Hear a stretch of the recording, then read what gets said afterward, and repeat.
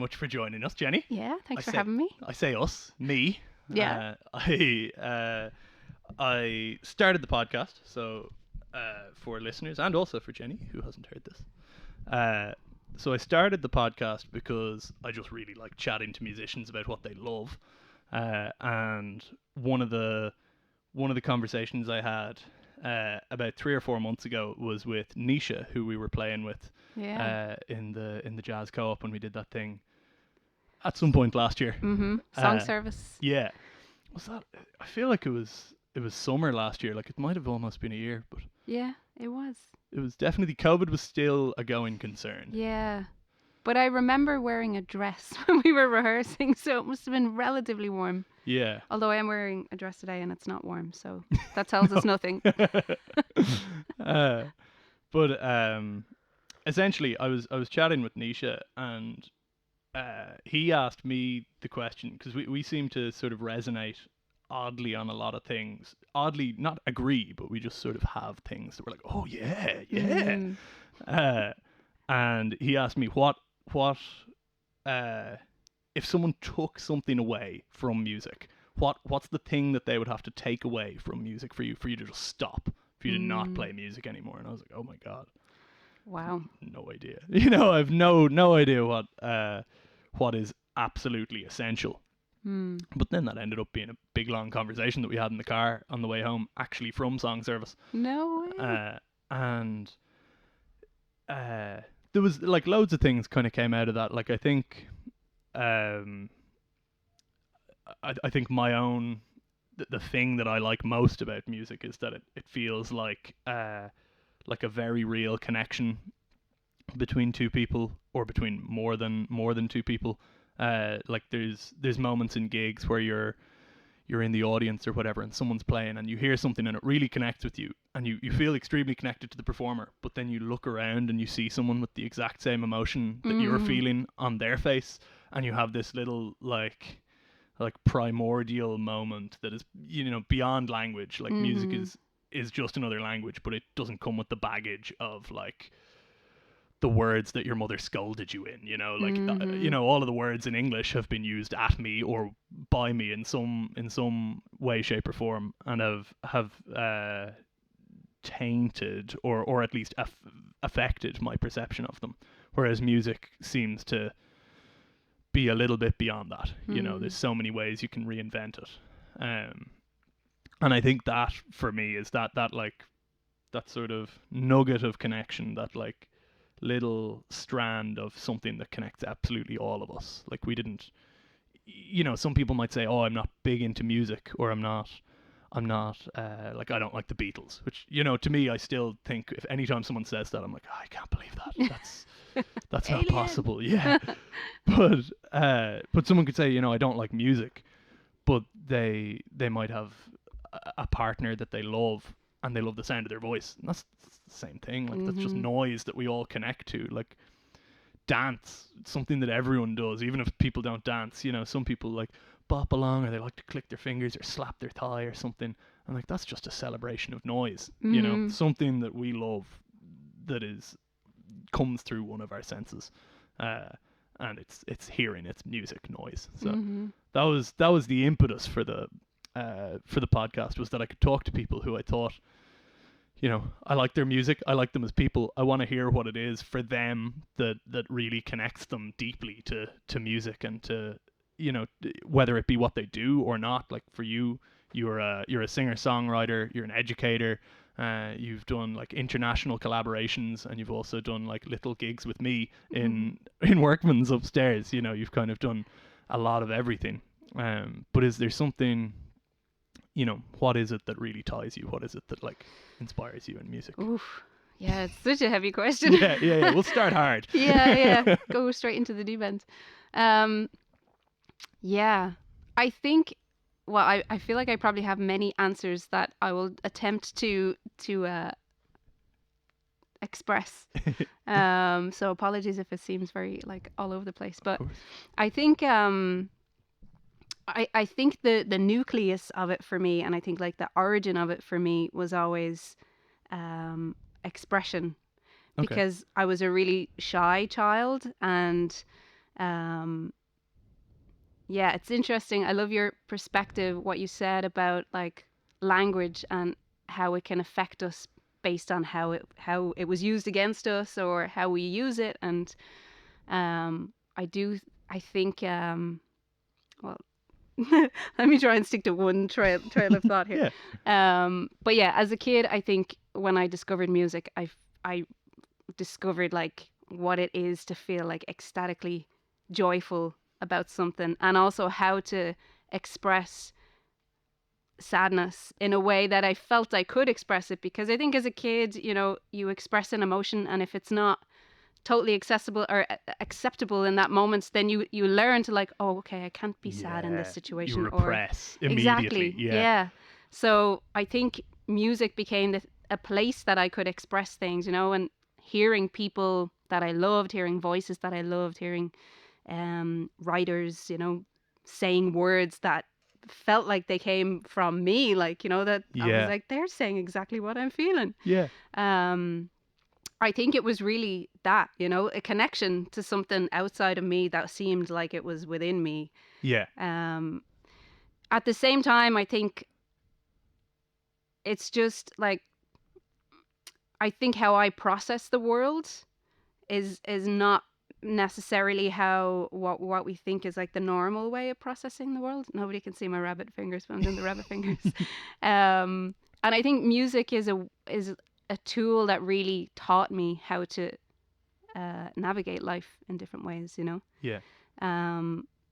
It's interesting. I always see like mirrors, like music is like a mirror. It's like a reflection of life for me, you know. Yeah. Like usually something that I'm trying to address in life ends up in my music, Yes. or something that I want to explore in music. I start to see like the mirror of it in my life and some kind of avenue into trying to like investigate it or Yeah. shine a light on it somehow, you know. So it's both a way of showing people how you process or expressing how you process, but also a way of processing the world. Yeah, absolutely. Yeah. Yeah. And you are a writer anyway. You write songs. Do you find there's a difference between, say, writing therapeutically, like this is something that's really on me, I might not share it, and writing, you know, sitting down to write and feeling inspiration, like this is something I really want to get out there. Like, is there? Yeah. Do you make a conscious decision, or does it just?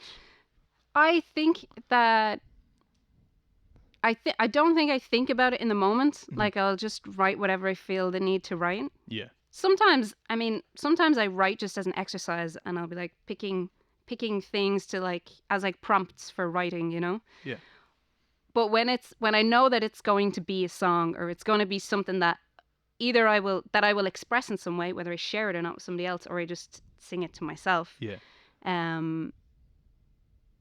I mean, there's definitely a difference between those two ways of writing for me, but I always question, like, I've written a couple of songs recently that I think will be on my next project that for a while I really held to myself and said, these are probably just be songs for me and I won't sing them for anybody. Yeah. I always question, like, the psychology behind that. Like, why do I not want to share this? And usually it's a fear of being seen, I think, Yes, right? So totally. I'm afraid somebody's going to see how vulnerable I am, or I'm afraid somebody's going to see how, I don't know, crazy I was in that moment, or whatever it is, you know?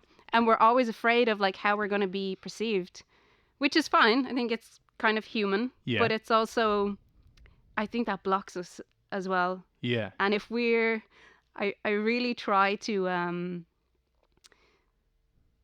like understand what being an artist means for me, and the things that I resonate the most with are like a channel, you know, being like a clear channel, and trying to express from a place that is really authentic and is, if possible, unaffected by all the social crap that we've put on ourselves. The expectation to be clever in your creativity, or like, you know, that's not what it is, you know.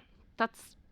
Maybe that's what it is in school, because you have to make grades and they have like a criteria for marking you, you know. But like in the real world, that's not how the average layman kind of like experiences music, or they're not thinking in technical terms and all of this stuff. So it has to be struck from somewhere that's really simple, I think, and really Yes. organic, you know? Yes. So I'm always trying to question myself in those moments when I'm like, I'll probably never share this. At the same time, being compassionate with myself for the fact that maybe it was something really difficult that I went through and then I've, you know, put into a song. Yeah. And maybe I don't want to share this right now, you know? But I think that's also why sometimes projects take like 5 years to do or 10 years to do or, you know? Yeah. Yeah. Yeah. Um, It has to be passed for it to actually go out into the world. yeah. It's not going You to be have ready. you have to be over it yourself, I think, to be able Yeah. to share it and stand behind it and go, no, I know what that was about. And Yeah. I don't feel lost in the complexity of it all. So I'm able to kind of share it without being too attached to it, you know? Yeah. Um, I'm learning Yeah. on that journey, you know. It's It's- not a lesson I've fully learned. there but- is not a destination on that journey. Yeah. Even, you know, like Yeah. that's the time will be right at one point and not at another. Exactly. There's a great Roseanne Cash, Johnny Cash's daughter, does this thing where she goes and writes with veterans. So people who've come back from the war and usually they have a number of sort of issues like PTSD, or they've got really serious injuries that have caused other problems in their life or whatever. And one of the things that she says about writing with them is that it's not about trying to fill the bottle with water. It's just about turning on the tap. It's just about getting something out of this as like a way of opening yourself up again. And you were saying you like to think of yourself as a channel for like something to. I'm taking this image as something to flow through, something to come through of its own accord, not to be sort of forced. I guess is where I'm coming from. But do you find that there are blockages, or do you find that there are very common things that you come up against when sort of trying to open that part of yourself? Always. Okay. All the time. It's like a consistent practice, you know, trying to. Well, I think one thing is like letting go of things, you know, Yes. physically, emotionally, whatever way, in all manners, you know. I think I'm very aware of like the cycles of things, you know, and that everything is a process, right? Everything has like not necessarily a beginning, middle, and ending, but like it's this process that we're going through, right? So things come to us and we can decide to like hold on to them. Yeah. And maybe that's a good thing and maybe it's a bad thing. So I think learning how to go, okay, that's not for me, I'm going to let it go now. Yeah. And being able to go through that flow of things coming to you and you letting them go and them coming and then them going, you know? Yeah. And I think that just the process of letting things go is a very conscious process for me. Yeah. Because I tend to like take things on. Which we were just talking about earlier, you know? Yeah. And I think it's a very conscious thing to be like, okay, this thing is no longer helping or serving or doing whatever. It's time to somehow process it and let it go. And that's okay. Yeah. You know? I think that's definitely something that can be a bit of a block. Yeah. I think in another way, also just like, you know, the expectations, I find like I have this real bittersweet relationship with like music education. Yes. Because I tend to approach things very holistically and very intuitively. And I think that's somehow in my nature. But at the same time, I went the academic route and everything has structure and form and expectations. And my mind needs both of those sides, you know? Yeah. But I think that there's, if I go to one extreme too much, it can, as in, let's say the academic thing, it can put a lot of pressure on the natural flow of things, you know? For sure. So there's also, now and then I'll be working on something in a creative way, and then I'll come up against some kind of agreement that I made with myself when I was studying, like, but we can't do this way because it must be this way. Or so constantly, like, I think unlearning things that we've learned. And I don't know if that's an age thing as well, because I feel like there's a period in my life where I was just like, oh, I'm totally like deconstructing everything I have ever learned because this is no longer good, you know? Yeah. So that can certainly be one of the blocks. Like, yeah, I have a couple of projects that I would really love to just go gung ho on, but I'm also a bit like, oh, but what will people think, you know? Yes. So, as I said, it's a journey. You studied, I think, correct me if I'm wrong, you studied jazz through, was it New Park? It was New Park, And yeah. then the Berkeley, did you go on to Berkeley as well then? Yeah, it wasn't the Berkeley track. So I know you can do Yeah. from New Park, you can go into Berkeley, like 2 years there and 2 years in Berkeley, Yeah. I think.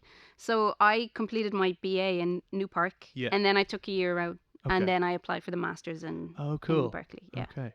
So, no, just what you were saying, I was like, I wanted to get it right because I related strongly when we said earlier, you know, maybe you're trying to be too clever with something that you're putting out, like that doubt of like, is this stupid, or is this not worthy of the training I've had or whatever?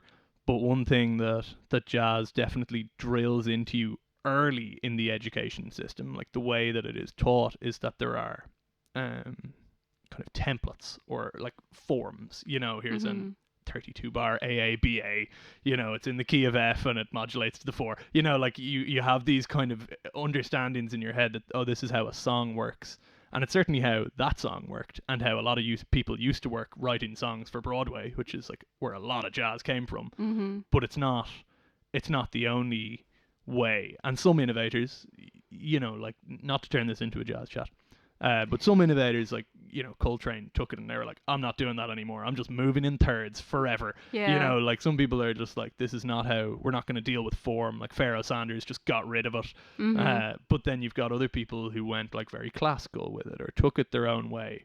And I think that there's maybe in the jazz education system, you're being trained in the pre-modernization of jazz process for so long that you have this expectation on yourself that you're going to write, you know, popular jazz tune. You're going to write Bye Bye Blackbird again, and someone's going to be like, wow, Bye Bye Blackbird, but new, that's incredible. And you're like, someone's written that, and that's not really what anyone's writing. Someone felt that very deeply when they wrote it, but like the context of that music has moved on a long way.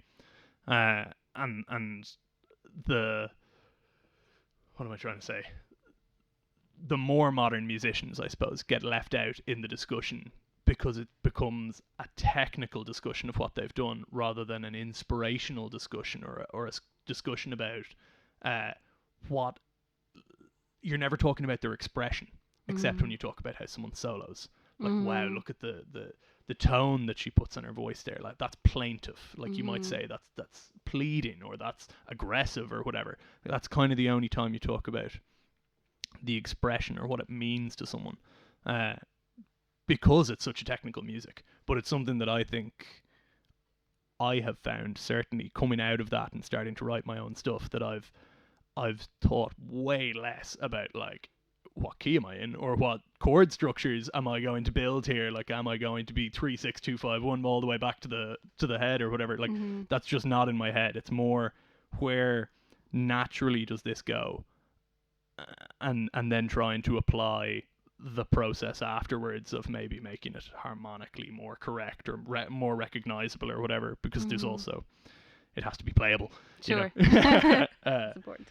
But that's one sort of, I don't know, expressive consideration that I didn't appreciate, I think, before leaving college, was that, like, if you're writing a song, you have to write something honest for you. It has to sound good, and that's a good route to what you find is important, but it's not the only route. Like, sounding good can actually be a bit of a distraction because you'll go back to what you've learned. Have you come across this or unlearned this? I think what I found myself doing was, like, I always wanted to, like, coming out of essentially the same program, right, that we did. We had a big focus in the final year on writing our own material. And we learned a lot about, like, song structures and song forms, and, like, you know, you had the Berkeley Press jazz composition book, and like, you're set. You can write anything in jazz now, you know.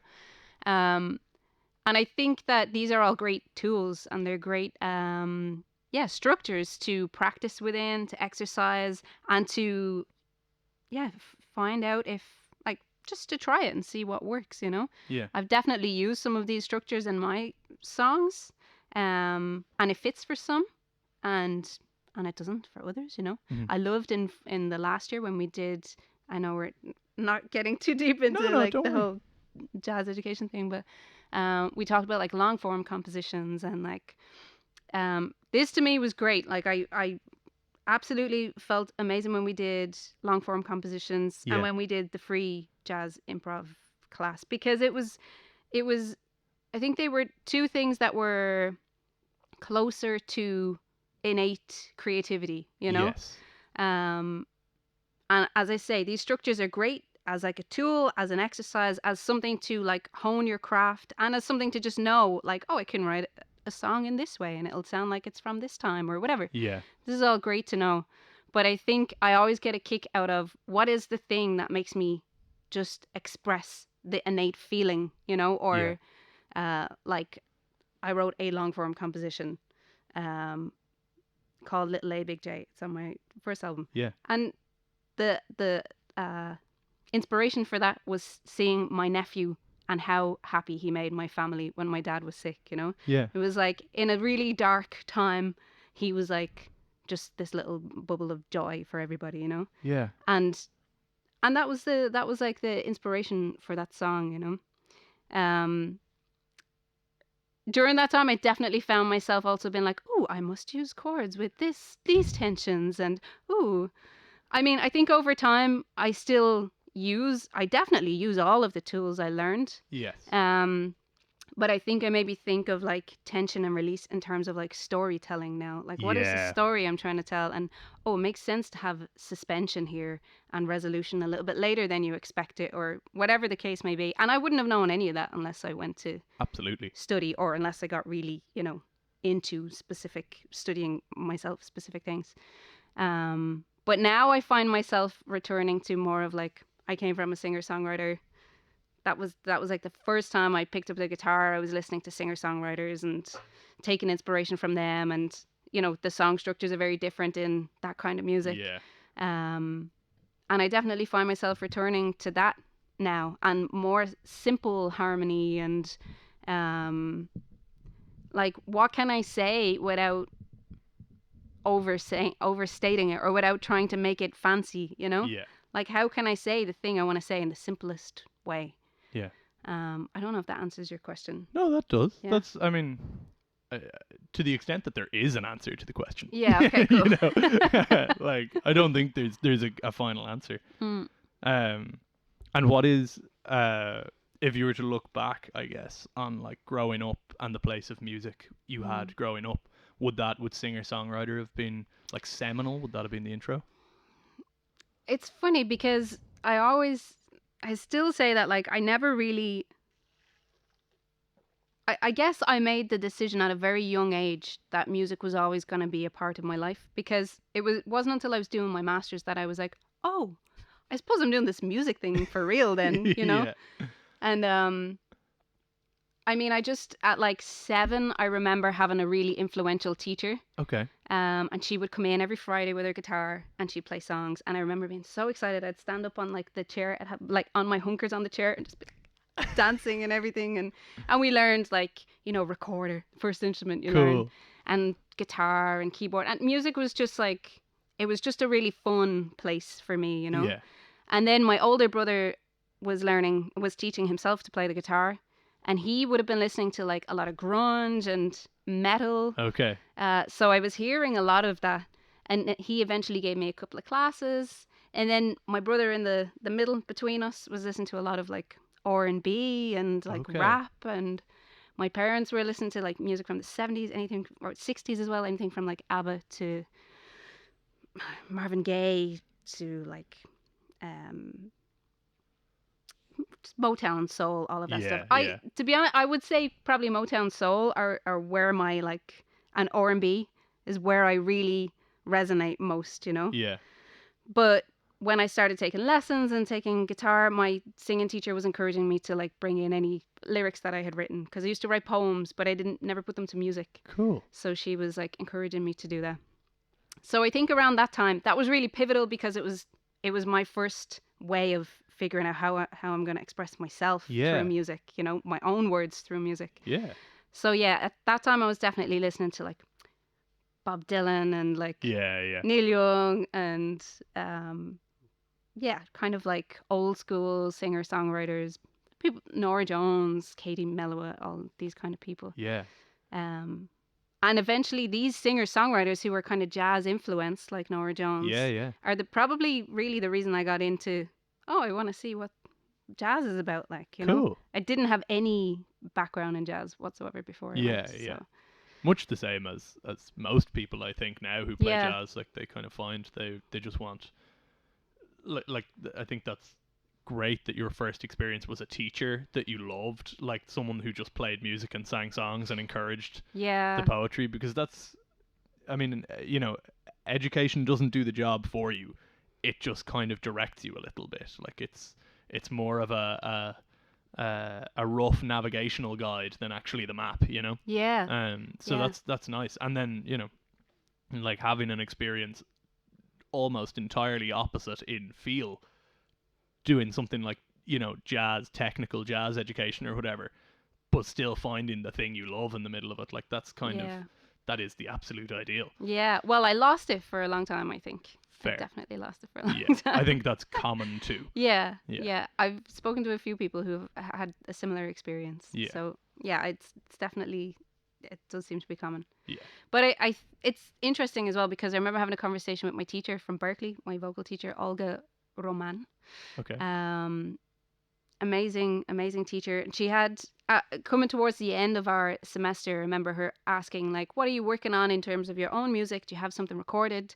And we were recording material there. So I was like, yeah, I'll send you what I worked on this month or whatever. And I remember I had this feeling that, like, I don't really know what I'm doing. Like, I'm writing songs and I'm expressing myself, but I don't really know, you know, what kind of avenue it fits into. I don't know if I'm entirely using my own voice. You know, you have all these kind of doubts of, like, is this me? Is this what I'm going for? As you're, like, navigating. Anyway, I brought it in and she was like, this is amazing. It sounds so, like, you know, this is so you. And this is exactly what, you know, you've got such a clear sound. And I was shocked, like, to hear that from her, you know. Yeah. But she told me as well that she had, like, a similar experience, that, you know, after she had these big jazz albums, she went back to writing, like, really simple songs, you know. Yeah. And just her and piano, or just, like, really stripped back kind of things. And that, I remember that somehow was like permission for me to, because I'd always wanted to, like, return to whatever it was that got me so interested in music in the first place, because it wasn't how complex the harmony is or how fast the melody is, you know. It was like, what is the essence of this thing? What makes me feel about this, you know? Yes. So I think, I'm in the process of trying to recover that, you know? Yeah. And where is your relationship now with it then? It's better. It's in a better place than it was, I think, in the last few years. I mean, COVID didn't help as well, I guess, didn't. you know, kind of, it messed us up a little bit. But I think I'm rediscovering my love for music in that simple way, you know, in that, like, almost childish way. Yeah. And I guess that's part of the cycle again, you know. It's like you start off here and you go out and you do all the hard work and you learn all the difficult things and you learn how to level up your craft, and then you come back to this and take what you've learned and you know, completely and set off again. I'm dreading what's going to happen in like 4 or 5 years. yeah.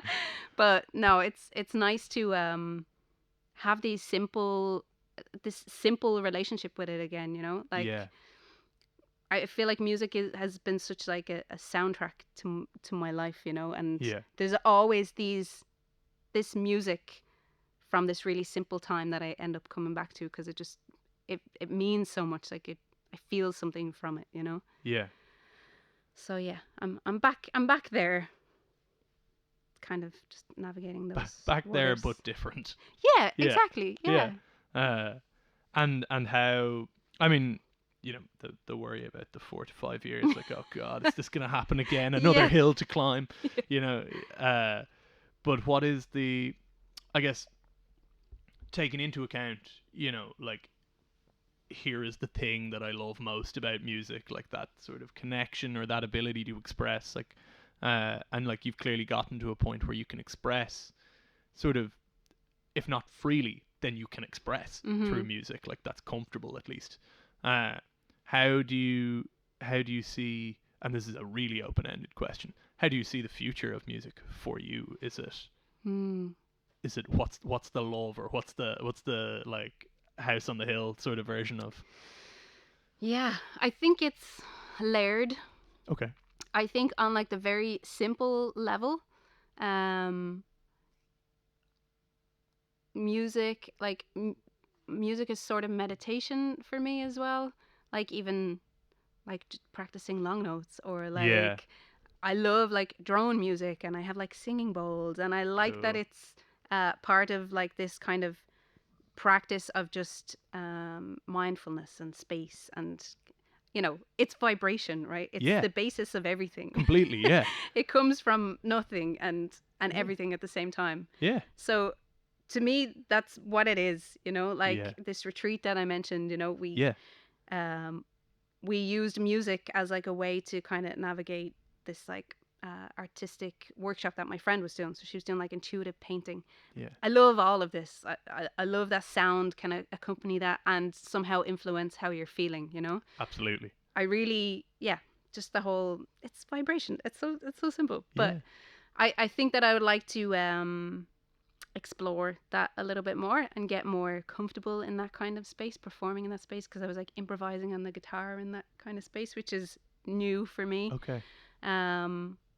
So yeah, I think the deeper our roots are in something, that the higher we can grow and the further we can grow and all of this stuff. So on the other end of the spectrum, I mean, I'd love to be traveling more and Okay. playing with more people. Yeah. It's, meeting musicians is something that I love as well, and getting to play with people that are different, that come from different cultures, that bring something else to music. Also people that are the same and come from the same culture, but Yeah. yeah, I think I'd like to be traveling and meeting new people and playing in new places and just growing. Yeah. That thing of it's a vibration. I mean, I love that. I vividly remember like fourth year or fifth year in school in physics and being told about the wave particle theory of light. Now they were just talking about light, but then they go on to talk a little bit more about like at the time it was like quarks and like quantum physics and how things are held together. But they were talking about how everything has, and the word they use for it is a frequency that they move at. Like absolutely everything has a frequency, and like the whole world has frequencies everywhere, like Yeah. that idea that everything is just held together by a little bit of like buzzing, like there's I'm a huge Tolkien nerd, but the sort of the god of the Lord of the Rings universe sung the world into existence. Like it was sung by a choir of gods, the noise that created the world. It's like a big deal in that world. And like that vision of just like literally harmony, literally everything buzzing in harmony, like two notes played a semitone apart don't sound good until you separate them by an octave and play them together. Like everything has a way to work together and to fit harmoniously, to use the word again.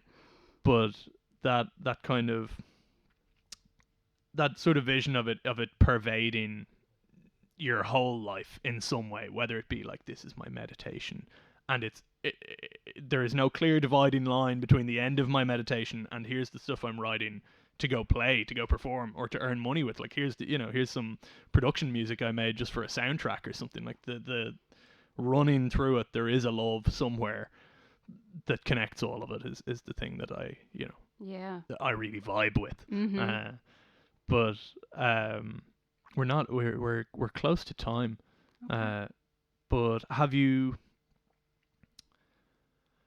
anything, has your love or appreciation, I guess, for music changed you didn't really expect to be necessarily a musician. You were like, oh, I guess, I have to do this now. I've got all these Yeah. qualifications. But I as mean, yeah. I mean, I think it was like a subconscious decision, Like, yeah, yeah, I'm obviously just going to study music after school. And yeah, then yeah, when I yeah. finish that, I'm obviously just going to be a musician, Did you have a clicking point where you're like, oh, this whole time I've been becoming a musician, Yeah, that's what I mean. And it wasn't until I was doing my master's, I would have these conversations with people and I was just like, oh, that's cool. They really know what they want to do. And I'm like, I guess I really want to do this as well. Yeah. It just wasn't this like conscious, I am going to pursue a career in music. Or maybe it was, but it was like not, it was definitely a subconscious thing, Yeah. Has it changed, or has it grown in a way? Has your desire, or the thing that you really latch onto about music, it's probably matured, but has it done it unexpectedly? Has there been anything in your life that you've been like, whoa, suddenly this is a whole new world of something great, Yeah, I think my master's was that, Yeah. because it was a game changer in so many ways, because I had come from doing this 4-year program in a whole new genre, Yeah. and exploring improvisation, which was totally new to me, and I had like trouble's not a great word, but I had like um I felt like a different relationship with my voice when I was studying jazz, Okay. because I came from a totally different approach and a totally different style, and I felt like the way I sang changed, Okay. which to me, that says a lot about your everything, about your psychology, about your Yeah. physiology, especially as a singer, Yeah. because it's literally how you express It's yourself, right? part of you. Yeah. It's not buy a new trumpet. Yeah, It's exactly. yeah, yeah, It's yeah. It's so it's in personal. you. So that was I kind of struggled a lot with that. Yeah. And so I think by the time I went to Berkeley, I was starting to kind of like dissolve some of the things that I had developed and didn't like, really, Yeah.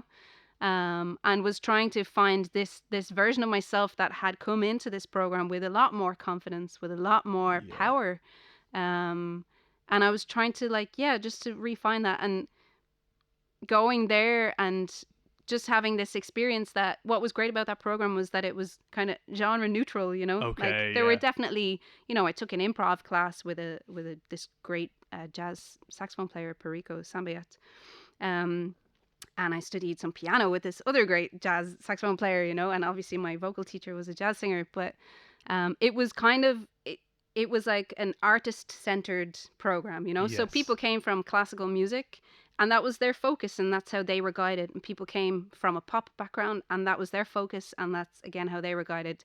And then I came also from this like eclectic background, but also just coming directly from jazz, so this definitely came with me, but also Yeah. trying to like um recover what it was I loved about these other things, So I played with as many people as I could and as Yeah. many projects as I could, and somehow I was able to like rekindle, this joy, this innate joy for That's just amazing. doing music, just Yeah. being in music, and with musicians, and that was just so fundamental to how the next few years would go. I dread to think how the pandemic would have been without that Oh experience gosh. before it, Yeah. So it's definitely, the funny thing about music is that, like anything, we only have, even in our dreams and our desires and our big, lofty goals, we still only have limited view, right? Yeah. And music always surprises me. It always comes with this little extra gift that's like, hey, I know you wanted this, but like, look at all this other stuff. It's really cool. And Yeah. I'm just like, okay. And it's amazing. I think that's what I mean. It always teaches me something that maybe I didn't know I needed to learn, or Yeah. it wasn't in my plans to learn it, Yeah. And this is life, this is life with music, which I think is just the most amazing thing. And I could never have known that when I was a kid, because I just Yeah. thought it was a mode of expression, and yeah, probably like a potential career, but Yeah. yeah, just seeing how like integral it is to everything Yes. has been like a deeper level for me. Yeah. And it does that all the time, Yeah. It's that thing of, I knew it somewhere, but I didn't understand. You Yeah. know, like that, like those are always the realizations for me. We did this, I was on a yoga retreat, and we did this thing where, have you heard of beehive singing? No. Everyone just hums. Okay. And you can change your pitch whenever you want, but you're really meant to just hold a note. But eventually everyone sounds incredible together. This room is just full of the vibration of voices. Nice. But we did that after we'd done a yoga like breathing exercise where you breathe out and you have to make like a like just a fully like stretched out noise with your voice. And it was this moment where I was like, I kind of forgot that like there's a part of us that heals just letting something out, just letting anything out, you know. And that was like, Yeah. I wish I could do that with a song, you know. I wish there was a song that I could play that someone else would hear and they'd be like, wow, you're doing the thing that I understood but I knew but I didn't understand, you know, like Yeah. that. To awaken that in someone else is just so. Is there a song? Not yet. Okay. I'm intrigued. I want to hear that song when you find it. Actually, that's a question. Is there a song, maybe it's one that's been with you for a while, or it's new to you, or just something that like captures an aspect of something you absolutely love about music at the moment? I'll attach it to the show notes. Oh, there's so many. I guess a song that just seems to follow me through life is Jeff Buckley's Grace. Oh, cool. Yeah. This is like, I still remember hearing this for the first time in my mom's kitchen. My brother came in with Grace, the album, and he was like, check out this song. And I listened to it from start to finish, and the two of us were just silent. And I was like, how is this one person, like his range is ridiculous. Oh, yeah. And for a man as well, I mean, it's already difficult for a woman to reach that at the end, but like, amazing. And then the lyrics were so deep, and obviously this connection with, you know, there's this kind of thing that he always talked about water, and he ended up drowning. Yeah. We think. Yeah. And this, I just remember this is always a pivotal kind of moment for me. When I got into Jeff Buckley, I was just like, shit, this is a whole other level, you know.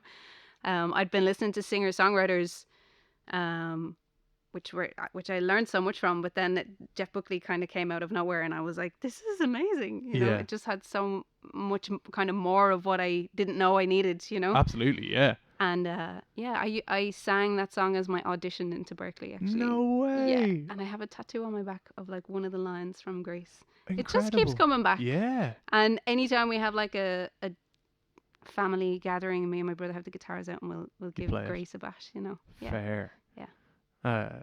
That's awesome. That's the album that my dad chose as one of his all-time favorite, like, changing his life albums. Wow. He had Grace, and my mum had Blue by Joni Mitchell. Wow. Which are like two incredible albums. Pivotal. But I only associate those songs with them now. Like, fully, wow. I listen to Grace, and I'm like, this is Dad thinking about a part of his life, you know. Wow, that's so cool. Yeah, that's amazing. Thank you so much for coming along and joining the podcast. Thanks for having me. This is such a great, I love this space that you're creating, so I'm excited to hear. Yeah, and thank you to IMC for their cooler. This I think it was a freezer for bread. For bananas. Oh, it was bananas. It was for ripening bananas. Oh, okay, yeah. I heard an interesting fact yesterday. Would you like to know? Yes. We were here for the jam session. Yeah. And there was a guy here, and he told us that, I believe it was in the 90s, the Irish government, he said there was somebody in the government had a friend who, of course, that's how it works, who worked in like the banana ripening business. Oh yeah. And big man in the ripening business. Yeah, in Ireland. They created this tax, you know, this like tax incentive for like ripening bananas in Ireland. So somehow all of the like banana ripening facilities in the UK like redirected or re-established their businesses here, and Ireland became the biggest like exporter of bananas in the 1990s. Something so random. I mean, obviously there were other countries exporting them here, but then that's such a like Charlie Haughey type like move, isn't it? Like not to get political, but like, I'll create the IFSC. No tax if you're in the IFSC. Yeah. Banana. We're just gonna throw bananas across the north side. Like, just